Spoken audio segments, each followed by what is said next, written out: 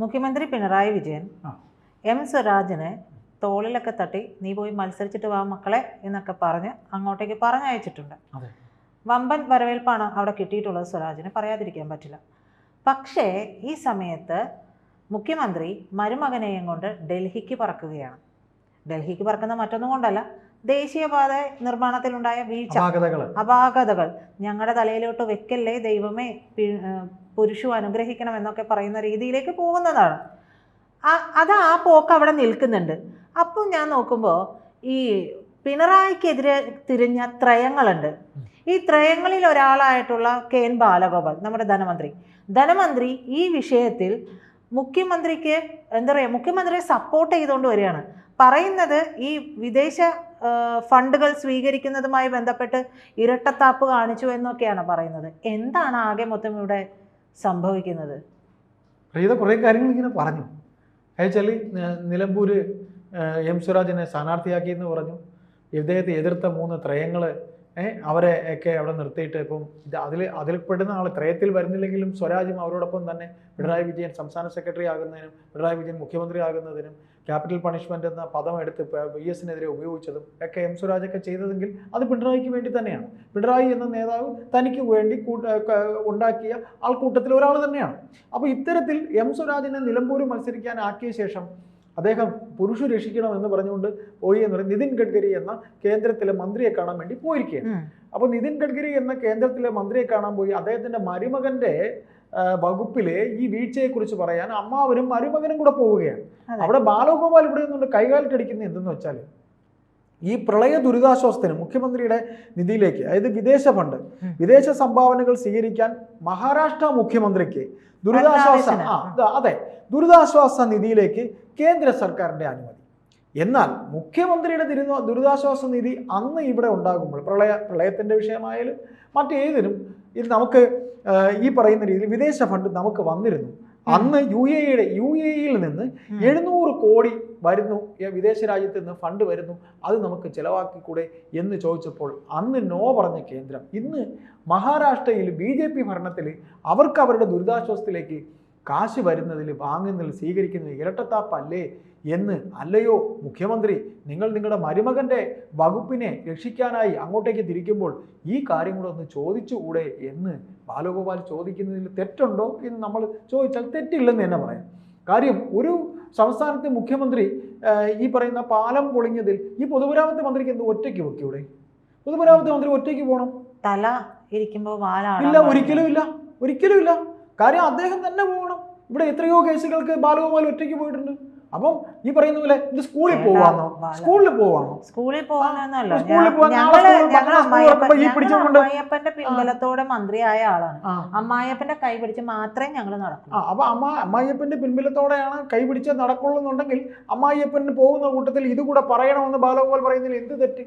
ഈ പറയുന്ന മഹാരാഷ്ട്രയിൽ BJP-യുടെ പുതിയ മുഖ്യമന്ത്രി, അദ്ദേഹത്തിന്റെ പേരെന്താ പറഞ്ഞത്? ദേവേന്ദ്ര ഫട്നായിക് എന്ന പുതിയ മന്ത്രി, അവരുടെ മുഖ്യമന്ത്രിക്ക് ഒരു നിയമവും അവിടെ ഒരു നീതിയും കേരളത്തിന് മറ്റൊരു നീതിയും. ഇതിൽ നിന്ന് നമുക്ക് മനസ്സിലാക്കാനുള്ളത്, ഒന്ന്, ആശമാരെ കാശ് കൊടുത്തില്ല എന്നുള്ള വിഷയമൊക്കെ ശരിയാണ്. വീണ ജോർജ് കാണിച്ച എല്ലാ ഷോയും നമ്മൾ സമ്മതിച്ചു. ബാക്കി കേന്ദ്രം കൊടുക്കുന്ന കാശിന്റെ കണക്ക് വ്യക്തമായി കൊടുത്തില്ല എന്ന് പറയുമ്പോഴും കേരളം കേരളം ഇങ്ങനെ രാഷ്ട്രീയം ഇല്ല എന്ന് പറഞ്ഞാൽ ഈ സമൂഹം വിശ്വസിക്കുമോ ഇല്ലയോ? അല്ല, കേന്ദ്രത്തിന് എന്തുകൊണ്ട് കണക്കുകൾ കേരളത്തിന് കൊടുക്കാൻ പറ്റുന്നില്ല? കേരളത്തിന് കൊടുക്കാൻ പറ്റുന്നത് ശരി, കൊടുക്കട്ടെ. ഈ പറയുന്ന പോലെ അവർ കൊടുക്കണം. ചേട്ടാ, ഒരു കാര്യം നടപ്പാക്കുമ്പോൾ ആ കാര്യത്തിന്റെ കൃത്യമായി ചേട്ടന് ഞാനിപ്പോ ഫണ്ട് തരാണ്. ആ ഫണ്ട് തരുമ്പോൾ ചേട്ടൻ അതിന്റെ വിനിയോഗിക്കുന്ന രീതി കൃത്യമായി എന്നെ ഏൽപ്പിച്ചില്ല എന്നുണ്ടെങ്കിൽ മറ്റു ഇടങ്ങളിൽ നിന്നായാലും വരുമ്പോൾ അത് എൻ്റെ മേൽനോട്ടത്തിലുള്ള ഒരു സ്ഥാപനമാണെങ്കിൽ ഞാൻ അത് കൃത്യമായി നിരീക്ഷിക്കും. കാരണം ഇത് കിട്ടാതെ ഇനി അത് കൊടുക്കണ്ട എന്നുള്ളത് ഓർഡർ വരും. ശരി, പക്ഷെ ഈ കാര്യത്തിൽ എന്താണ് ഇതിനെക്കുറിച്ച് നമ്മൾ എന്ത് പറയും? കാര്യം ഇപ്പൊ നമ്മളെ കേരളത്തിൽ ഇപ്പൊ പറയുന്നത് ബാലഗോപാൽ കേരളത്തിന്റെ മുഖ്യമന്ത്രിയാകാൻ യോഗ്യതയുള്ള ആളെന്നാണ് പറയപ്പെടുന്നത്. കേരളത്തിന് ഒരിക്കലും അതൊന്നും നമ്മൾ പറയുന്നില്ല. എനിക്കറിയില്ല. അല്ല, അതൊന്നും ഒരിക്കലും പറയാൻ പറ്റില്ല. കാര്യം തോമസ് ഐസക്കിനെ പോലെ ഒരു അതിബുദ്ധിമാനായ ഒരു ധനകാര്യമന്ത്രി എയറിൽ നിന്ന് കിഫ്ബിയൊക്കെ ഉണ്ടാക്കി മസാല ബോണ്ട എന്നൊക്കെ പറഞ്ഞപ്പോൾ സാധാരണക്കാരൻ ഈ മസാല ബോണ്ട എന്നല്ല മനസ്സിലാവും. അങ്ങനെ സാധാരണക്കാരൻ ചോദിക്കും, ഞാൻ തന്നെ മസാല ബോണ്ട എന്ന് എന്നുമ്പോഴത്തേക്ക് ആദ്യം ആലോചിച്ചത് ബോണ്ടയുടെ കാര്യമാണ്. സത്യം. പിന്നെയാണ് ഞാൻ എൻ്റെ സുഹൃത്തുക്കളുടെ ചോദിച്ചത് ഇത് എന്താണ് ഈ മസാല ബോണ്ട. അപ്പോഴാണ് അവർ ലണ്ടൻ സ്റ്റോക്ക് എക്സ്ചേഞ്ചിന്റെ കാര്യമൊക്കെ പറയുന്നത്. ഇങ്ങനെയുള്ള കാര്യങ്ങൾ ഇങ്ങനെയൊക്കെ എടുത്തെന്നൊക്കെ. അപ്പൊ സാധാരണക്കാരന് മനസ്സിലാകാത്ത രീതിയിൽ അതാണ് ഈ കമ്മ്യൂണിസ്റ്റ് പാർട്ടിയുടെ ഒരു രീതി എന്ന് പറയുന്നത്. അതായത് പ്രതിക്രിയാവാദം, പിന്നെ സമചിത്തത. മനസ്സിലായി.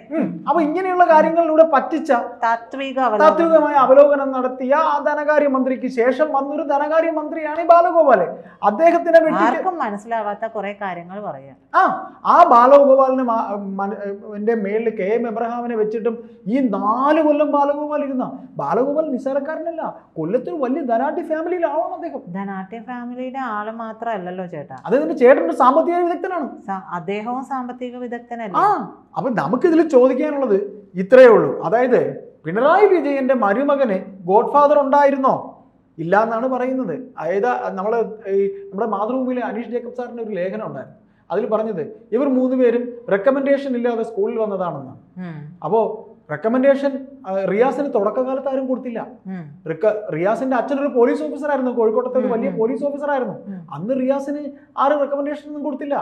അപ്പൊ അദ്ദേഹത്തിന് സംവരണ കോട്ടയിൽ കിട്ടിയതാണോ എന്ന് അനീഷ് ജേക്കബ് സാറിന്റെ ഒരു ലേഖനത്തിൽ ഇങ്ങനെ പറയാതെ പറഞ്ഞു പോയിട്ടുണ്ടായിരുന്നു. അപ്പൊ ഇവർ 3 പേരും, അതായത് രാജേഷും ബാലഗോപാലും രാജീവും ഇപ്പൊ ഈ ത്രയങ്ങളായിട്ട് പറഞ്ഞല്ലോ. ഈ ത്രയങ്ങളായി പറഞ്ഞപ്പോൾ റിയാസും ഒരിക്കലും ഗോഡ് ഫാദർ ഉണ്ടായിരുന്ന ആളല്ല എന്ന് കൂടെ ആ ലേഖനത്തിലൂടെ മാതൃഭൂമിയിലെ സീനിയർ റിപ്പോർട്ടർ പറഞ്ഞിട്ടുണ്ട്. അതെല്ലാം ശരിയാണ്. പക്ഷെ ഇവിടെ ബാലഗോപാൽ ചോദിക്കുന്ന ചോദ്യം ശരി തന്നെയാണ്. ഇവിടെ റോഡ് പൊളിഞ്ഞപ്പോൾ അവിടുത്തെ ഉദ്യോഗസ്ഥരെ നിഷ്കരണം പുറത്താക്കുന്ന നിയമം വന്നു. മേഘ കൺസ്ട്രക്ഷൻ എന്ന് പറഞ്ഞൊരു കൺസ്ട്രക്ഷൻ കമ്പനി കോടികൾ ഇലക്ഷൻ ബോണ്ടിനത്തിൽ പല രാഷ്ട്രീയ പാർട്ടികളിൽ നിന്നും കൈപ്പറ്റി. അതിൽ CPM-ന്റെ കയ്യിൽ നിന്നും കൈപ്പറ്റി, CPI കൈപ്പറ്റി, കോൺഗ്രസിന്റെ കൈപ്പറ്റി, BJP ഏറ്റവും കൂടുതൽ ഈ മേഘ കൺസ്ട്രക്ഷൻ കമ്പനി ഇവർക്കെല്ലാം കൊടുത്തു. കൈപ്പറ്റിയല്ല, ഇവർക്കെല്ലാം കൊടുത്തു. ക്ഷമിക്കുക, മേഘ കൺസ്ട്രക്ഷൻ കമ്പനിയുടെ കയ്യിൽ നിന്ന് ഈ രാഷ്ട്രീയ പാർട്ടികൾ കൈപ്പറ്റിയെന്ന് ഞാൻ പറഞ്ഞതിന്റെ അർത്ഥം. അങ്ങനെ കൈപ്പറ്റിയ BJP ഈ പറയുന്ന രാഷ്ട്രീയ പാർട്ടികളെല്ലാം കൈപ്പറ്റിയ ആ കഥയും പുറത്തു വന്നു. എന്നിട്ട് ഈ ഉദ്യോഗസ്ഥരെയൊക്കെ നിഷ്കരണം പിരിച്ചുവിട്ടു. അത് നിതിൻ ഗഡ്കരി എന്ന മന്ത്രിയുടെ മിടുക്ക് തന്നെയാണ്. എന്നിട്ട് ഈ 2 പേരും ഇതുവരെ നിതിൻ ഗഡ്കരിയോ കേന്ദ്രമന്ത്രിയോ മുഖ്യമന്ത്രിയോ മരുമകനോ CPM വിമർശിച്ചിട്ടില്ല. അതവരെങ്ങനെ വിമർശിക്കും? വിമർശിച്ചിട്ടില്ല. അപ്പൊ ഇതിൽ ഇത്രേ കൂട്ടി വായിക്കാനുള്ളൂ. അല്ലയോ മുഖ്യമന്ത്രി, അല്ലയോ റിയാസെ, ഇത്തരത്തിൽ പെട്ടിയും കിടക്കാടും ഒക്കെ ആയിട്ട് നിങ്ങൾ പോകുമ്പോൾ ഈ ഒരു കാര്യം കൂടെ നിങ്ങൾ അവതരിപ്പിക്കണം. ഒന്നാമത് കടവെടുത്ത് അരിവട്ടി വെച്ചിട്ട് ഇരിക്കുകയാണ്. ആ രീതിയിലാണ് ഇരിക്കുന്നത്. കാര്യം അദ്ദേഹത്തിന് ഈ പറയുന്ന പോലെ ഒരു IAS-കാരൻ്റെ ഈ സെക്രട്ടേറിയറ്റിലെ ബിൽഡിങ്ങുകളൊക്കെ ഒന്ന് വരാൻ കഴിയുമെങ്കിൽ ഒന്ന് വരണം. എപ്പോഴെങ്കിലും ഒന്ന് വരാൻ കഴിയുകയാണെങ്കിൽ വരിക. അപ്പോൾ കാണേണ്ടത് ഇതൊരു പഴയ കൊട്ടാരം മാതൃകയിലുള്ള ഒരു വീടാണ്. അതിൽ കൂടെ മോഡിഫിക്കേഷനുകളൊക്കെ വരുത്തുക എന്നുള്ളത് മാത്രമേ ഉള്ളൂ. മരപ്പട്ടി മൂത്രം ഒഴിക്കുന്ന അദ്ദേഹത്തിന്റെ വീട്ടിൽ ക്ലിഫ് ഹൗസ് എന്ന് പറഞ്ഞില്ലേ, അതൊരു പഴയ കെട്ടിടമാണ്. ഈ ഇരിക്കുന്നതിലിട്ട് പണിയുന്നതാണ്. അപ്പോൾ അവിടെ IAS-കാരൻ്റെ മുറി ചോർന്നൊലിക്കുന്നു, അതിന് ഇത്ര കോടി രൂപ എഴുതി കൊടുക്കുന്നു. ബാലഗോപാലിന്റെ ഫയൽ എത്തുന്നു. ബാലഗോപാൽ പതുക്കെ പ്രൈവറ്റ് സെക്രട്ടറി വിളിക്കുന്നു. ബാലഗോപാൽ എല്ലാം സമയത്തോട് ചിരിച്ച് കാര്യങ്ങൾ നീക്കുന്ന ഒരു നേതാവാണ്. ഒരു കമ്മ്യൂണിസ്റ്റുകാരൻ്റെ കാർക്കശി ഒന്നും അദ്ദേഹം കാണിക്കാറില്ല. എന്നാൽ കാർക്കശി ആവശ്യം വേണ്ടത് കാണിക്കുകയും ചെയ്യും. ചിരിച്ചുകൊണ്ട് ആ ഫയലും എഴുതുന്നു. അടുത്ത വേറെ മുഖ്യമന്ത്രി ഇവിടുന്ന് പ്ലെയിനും പിടിച്ച് പിന്നെ പാർട്ടി സമ്മേളനത്തിന് പോകാൻ പോകുന്നു. പാർട്ടി പിന്നെ KK രാഗേഷിനെ കണ്ണൂർ പാർട്ടി സെക്രട്ടറി ആക്കാനായിട്ട് KK രാഗേഷിനെ സഖാവ് KK രാഗേഷിനെ പിന്നെ പാർട്ടി സെക്രട്ടറി ആകുന്നതിന് വേണ്ടിയാണ് പോകണമെന്നാണ് പറഞ്ഞുകൊണ്ടാണ് കത്ത് വരുന്നത്. കൊണ്ടുവരുന്ന പിയൂട് വന്ന് നിൽക്കുകയാണ് അവിടെ മുഖ്യമന്ത്രിയുടെ ഓഫീസിൽ നിന്ന്. ഇതും എഴുതി കൊടുക്കും. ഇങ്ങനെ ഈ 2000 കോടി 3000 കോടി ഹെലികോപ്റ്റർ പോണതിന്റെ കാശ്, അദ്ദേഹത്തിന്റെ മറ്റേ വിളംബരത്തിന്റെ കാശ്, ഇതെല്ലാം എഴുതി കൊടുക്കുന്ന ബാലഗോപാലല്ലേ. അപ്പൊ അല്ലയോ സഖാവേ, ഞാനില്ലാത്ത കാശ് എഴുതി കൊടുത്ത് എൻ്റെ കൈ ഒടിഞ്ഞു.